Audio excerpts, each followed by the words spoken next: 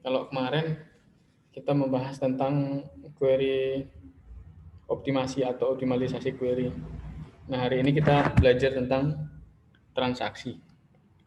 Nah, transaksi ini sebenarnya dikatakan adalah sebuah aksi atau serangkaian aksi yang dilakukan oleh user atau aplikasi untuk mengakses atau mengubah isi database atau dapat dikatakan sebagai unit kerja logik di dalam suatu database. Program aplikasi merupakan serangkaian transaksi tanpa pengolahan database di dalamnya. Transaksi selalu mengubah database berjalan. Sebentar.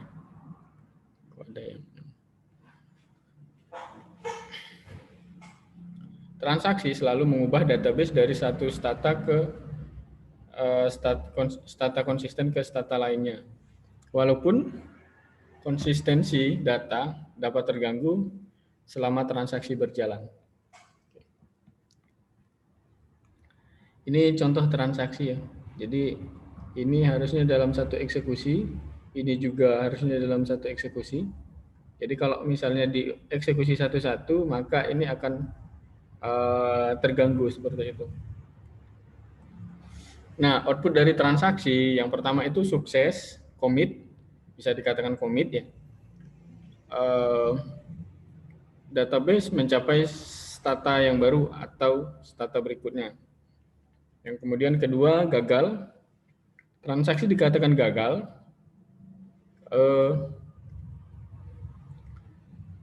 jika transaksi dikatakan gagal jika terjadi gangguan dan lain hal ya. Nah, database harus dikembalikan ke stata tetap sebelum dilakukan transaksi tersebut. Jadi kalau kemarin ada rollback seperti itu, nanti akan saya contohkan. Transaksi seperti ini disebut rollback atau undo. Transaksi yang commit tidak dapat digagalkan kembali karena sudah commit ya, sudah dipermanenkan. Transaksi yang digagalkan dilakukan rollback yang dapat diproses ulang di waktu mendatang. Contoh, kalian melakukan transaksi beli pulsa misalnya, gagal, itu akan dilakukan kembali pembeliannya atau dikembalikan ke state yang sebelumnya. Saldonya terpotong, maka saldonya akan dikembalikan seperti itu. Nah, ada yang namanya ini state transaksi ya. Ada begin transaction, ada partial commit, ada commit, ada valid, ada abort. Jadi gagal di partial commit ini bisa digagalkan, maka akan keluar, akan di rollback seperti itu.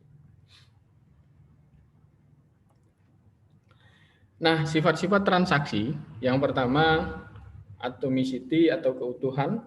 Transaksi merupakan unit yang tidak terlihat dan harus dilakukan secara menyeluruh atau tidak sama sekali. Contoh, kalian melakukan belanja di e-commerce misalnya ya, masuk ke keranjang belanja ada 3 barang, terus ketika disimpan, deal misalnya disimpan, nah ketiga-tiganya itu harus disimpan semua atau tidak sama sekali seperti itu. Karena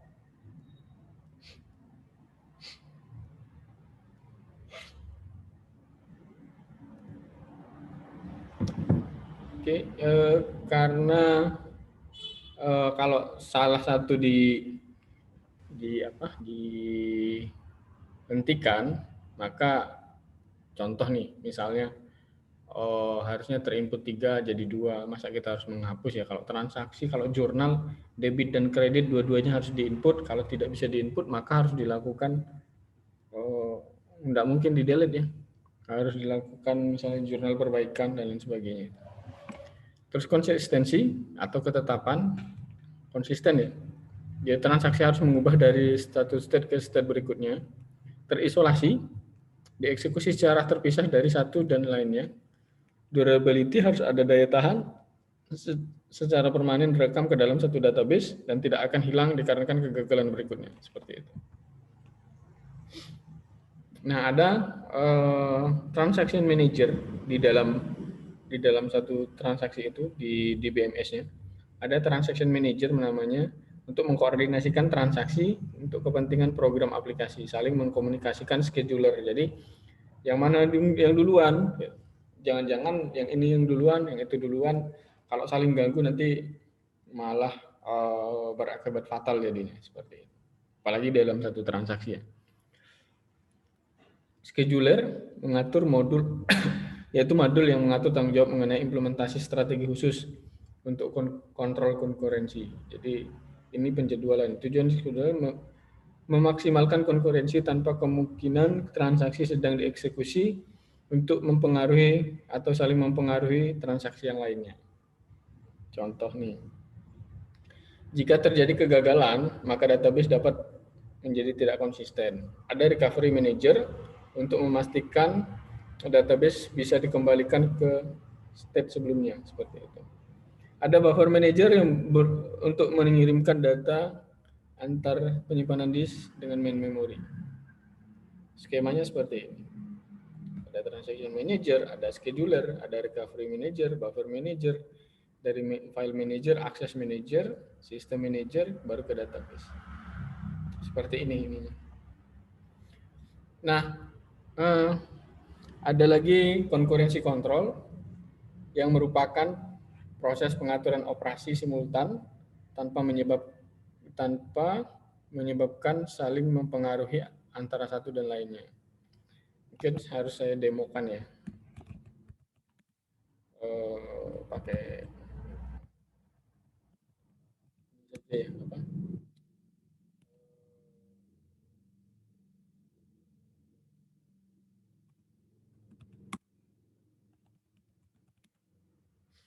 Oke, saya sebentar ya.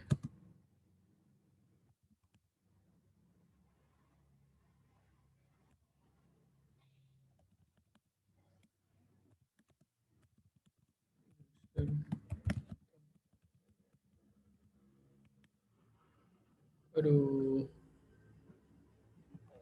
bentar ya.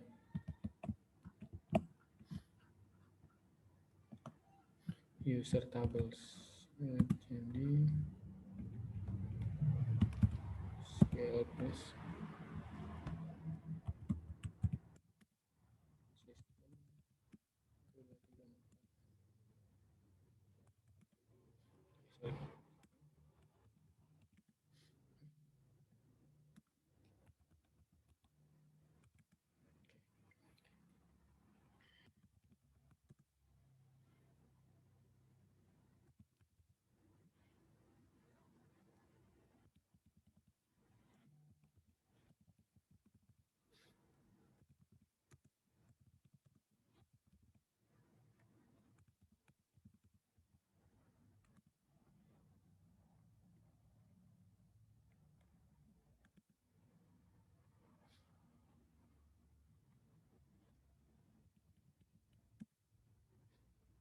sistem.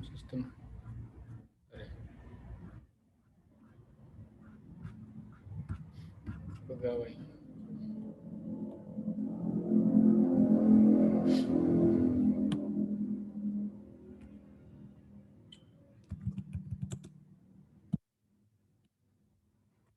Saya create aja ya, create user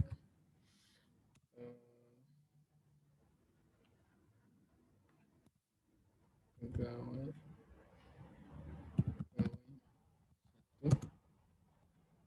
identify by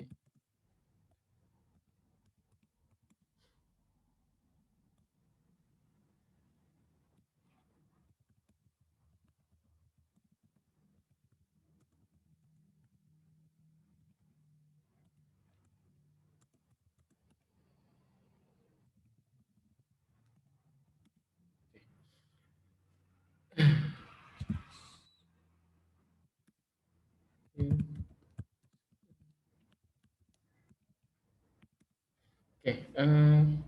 saya membuka dua layar ya. Jadi saya coba lagi dulu seperti ini. Saya tadi buat user ya untuk bikin satu database di database Oracle karena kalau saya demokan di MySQL mungkin auto commit-nya masih aktif ya. Oke, sekarang pegawai saya connect ke menggunakan Oracle. Password-nya 125. Nah, saya create satu tabel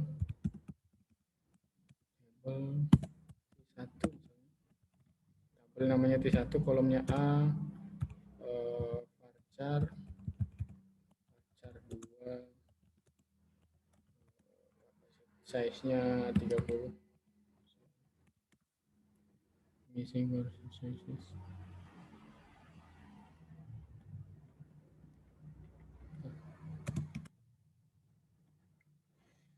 Size-nya, oh sorry, 30. Ini benar. Ini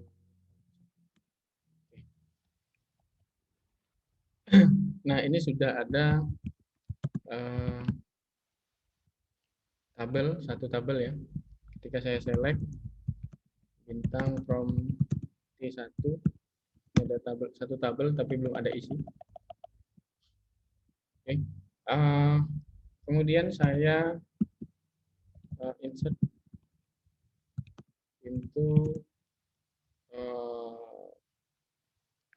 T1, value-nya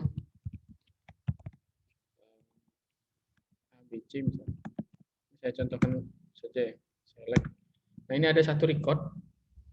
Kebetulan ini saya auto commit-nya saya nonaktifkan, jadi kita bisa cek ya. Saya buka satu lagi halaman from seperti ini. Oke, satu halaman lagi. Oke, seperti ini ya. Nah, saya login di sini dengan halaman dengan from yang berbeda. Pegawai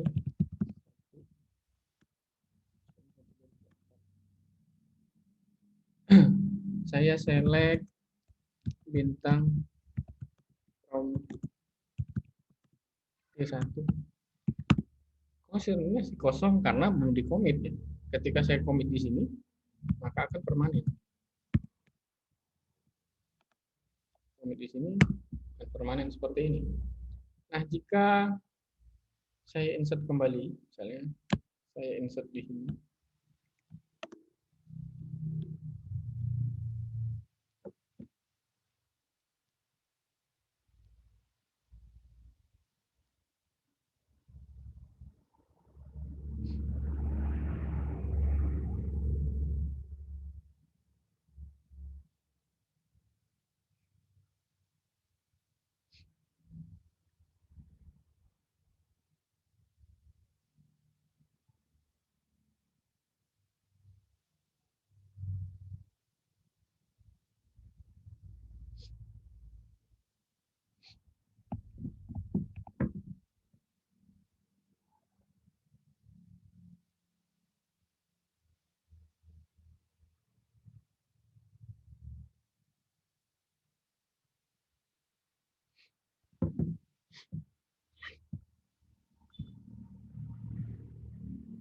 Oke, saya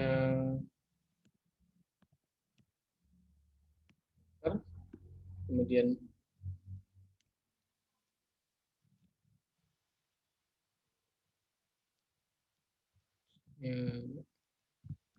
cek di sini.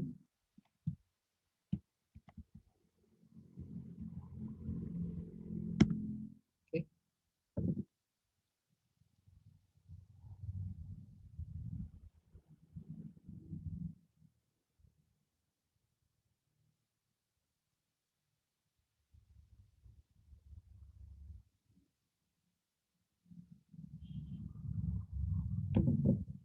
Oke, ini masih satu ya. Kalau di sini masih udah dua. Kalau saya rollback, ini kan masih di posisi sebentar. Ini masih di posisi, nah ini partial commit. Karena partial commit itu hanya di dirinya sendiri, di layer itu saja. Ketika saya rollback,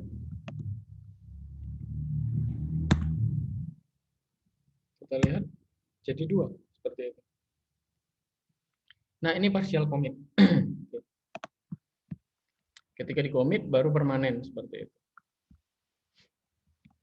Oke, tadi sudah sampai sini ya. Konkurensi kontrol. Akses konkuren tidak akan bermasalah jika user hanya melakukan pembacaan data saja. Gangguan akan terjadi ketika user mengakses database secara simultan. Saya akses terus seperti itu, transaksinya banyak. Sedikitnya melakukan satu perubahan, maka akan menyebabkan ketidakkonsistenan.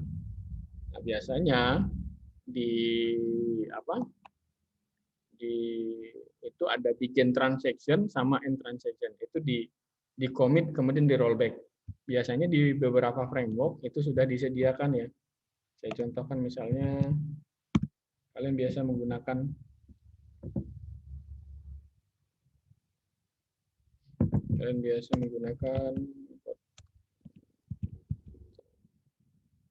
emitter misalnya, transaksi. Oke, di sini cek. Nah, biasanya akan dipaketkan seperti ini. Start trans, terus query-nya apa. Ini bisa menggunakan MySQL dan lain sebagainya, akan tetap berlaku ya. Nah, complete transaction. Ini akan secara otomatis seperti ini. Atau kalian menggunakan mode seperti ini, yang manual ya. Nah, jadi mulai dari begin seperti ini. Kemudian jika statusnya false, maka transaksi akan di rollback di posisi yang ini sebelum melakukan query ini. Jadi kalau ada yang error di ketiga transaksi ini, satu saja yang error, maka semuanya akan dibalikkan ke trans begin ini. Jika semuanya berhasil, maka akan di-commit. Nah, ini akan diisolasi dari transaksi yang lainnya seperti itu. Jadi tidak saling berpengaruh. Kalau saling berpengaruh, nanti ada akibatnya seperti ini. Ada akibatnya. Nah, ini akibat-akibatnya. Kehilangan modifikasi sementara, loss update problem. Terus masalah modifikasi sementara, uncommit ya. Kalau misalnya saya lagi sebelum commit sudah dibaca oleh orang lain, maka akan salah baca. Terus masalah analisisnya tidak konsisten,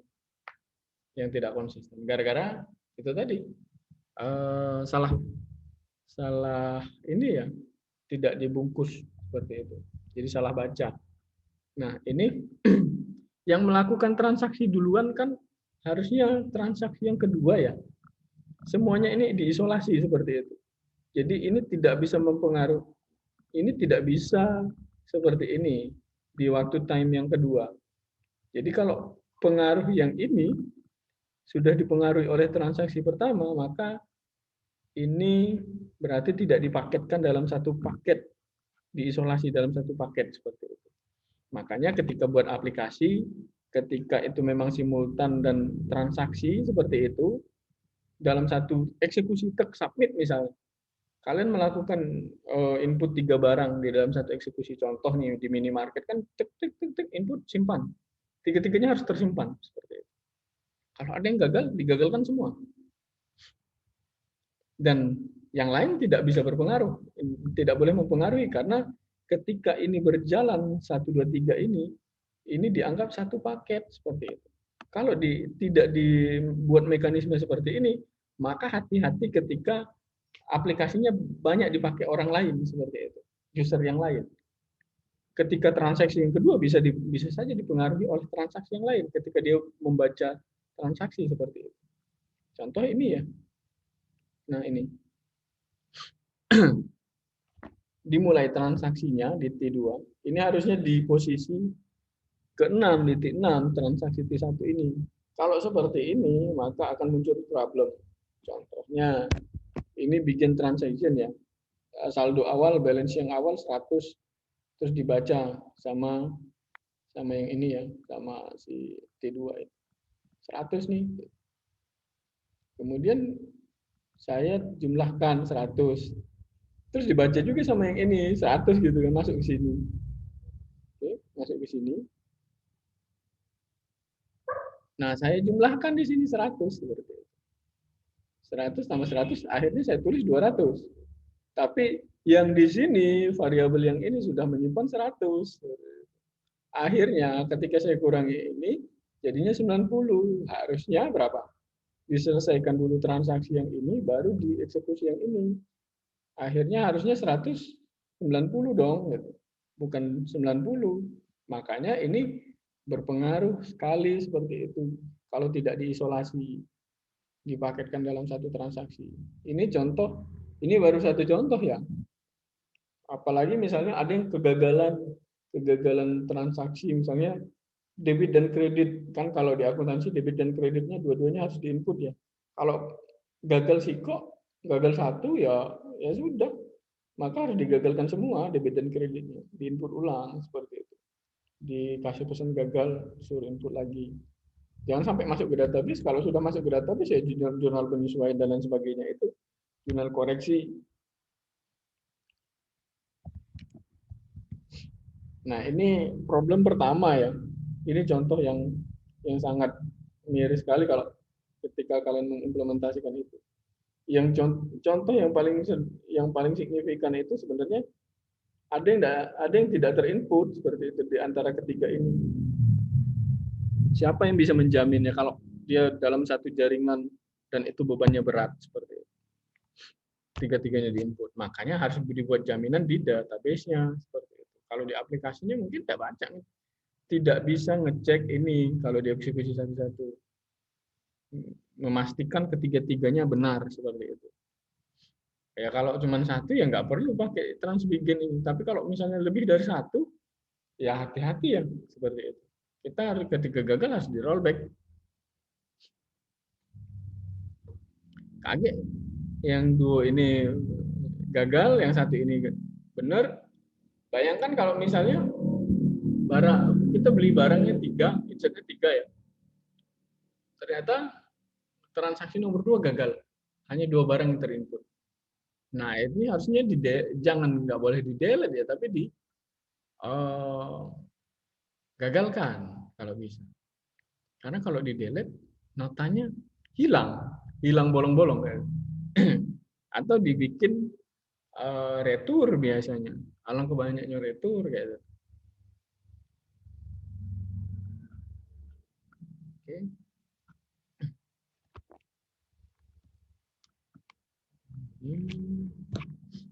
Terus ada uncommit dependency problem, masalah modifikasi sementara tadi. Contoh misalnya ini ya, ini mungkin ya. Nah ini aja. Masalah modifikasi sementara sudah dibaca, padahal belum aku komit. Contoh ini, transaksi 4 itu dibaca transaksi 3. Padahal ini kan belum selesai ya. Siapa tahu saya rollback gitu loh. Tapi ini waktunya ya beririsan. Nah, nggak boleh seperti ini. Saya sudah tambah tulis 200. Tiba-tiba saya rollback sebelum saya commit ya. Rollback gitu kan ke atas kebijakan transaction 100 harusnya kan. Nah, ini sudah dibaca 200 dan dibaca oleh transaksi ketiga. Dikurangi 10 190 harusnya berapa? Harusnya kan 100 kurang 10 90 harusnya seperti itu. Nah, kebetulan transaksi 4 ini langsung dibaca oleh transaksi ketiga beririsan waktunya, tidak dibungkus menjadi satu paket transaksi, maka ini fatal ya. Dia belum komit, sudah dibaca oleh orang lain. Bayangkan kalau misalnya contoh ini ya di code-nya aja. Saya sudah mengurangi stok misalnya di satu ini. Jadi satu ya. Padahal yang kedua ini gagal seperti itu. Yang kedua itu gagal. Nah, kan harus di-delete. Nah, ini sudah digagalkan transaksinya. Tapi barangnya masa harus dikirim. Dia sudah ngagalin transaksi. retur lagi seperti itu kan banyak problem itu yang meribetkan proses bisnis nantinya. Padahal ini bisa ditanggulangi secara teknis. Nah, ini salah baca. Jadi ini harusnya dibungkus menjadi satu transaksi. Ini tidak boleh di waktu T4, maka setelah ini T7 harusnya seperti itu. Selesaikan dulu T4 baru T3 di time ke-7 di eksekusinya. Nah, jadi kalau di time ke-7 dia baca 100 kan, dikurangi 10, ditulis 90, dikomit jadinya 90. Seperti itu. Bukan 100, 90. Karena ini di rollback ya ke atas. Kebikin transaksi ini jadinya 100 kan. Tapi sudah dibaca duluan soal ini. Nah, itu yang menjadi problemnya.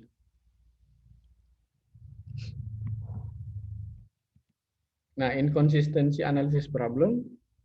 Nah, ini apa ya? Sama ya. Sama sebenarnya. Ini T5 ini membaca melakukan transaksi sedangkan ini belum selesai seperti itu. Ya akhirnya salah ya, salah. Sama.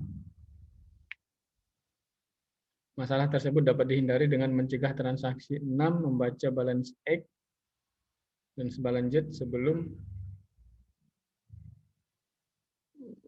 transaksi T5 lengkap diupdate.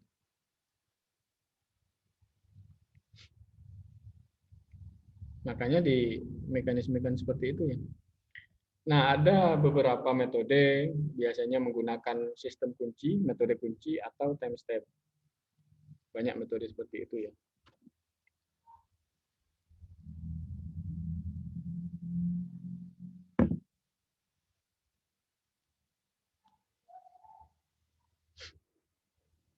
Nah, kalau locking dan Samsung pada dasarnya pendekatan konservatif yang menyebabkan penundaan transaksi yang konflik jika terjadi konflik dengan transaksi pada waktu yang sama.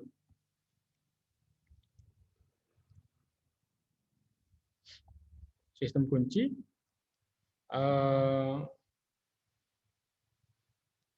ya.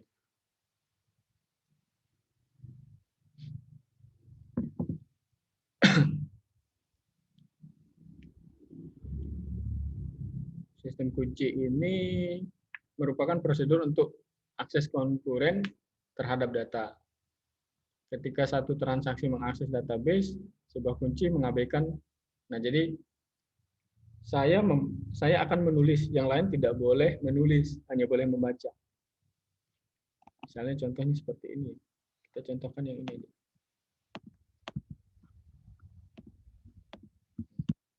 Saya lakukan for update. Saya membaca stok misalnya for update. 1 menit lagi. Nah, for update. Saya lakukan update di sini. Saya akan lakukan update. Update T1 ke update set misalnya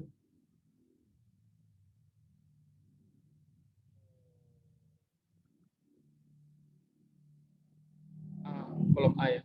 Kolom A sama dengan 2. Ini menunggu posisinya. Nah, nggak boleh update. Karena harusnya saya duluan yang update. Seperti itu. Jika saya commit, maka sebelah ini akan melakukan commit setelah. Nah, seperti itu. Baru dieksekusi yang sebelah.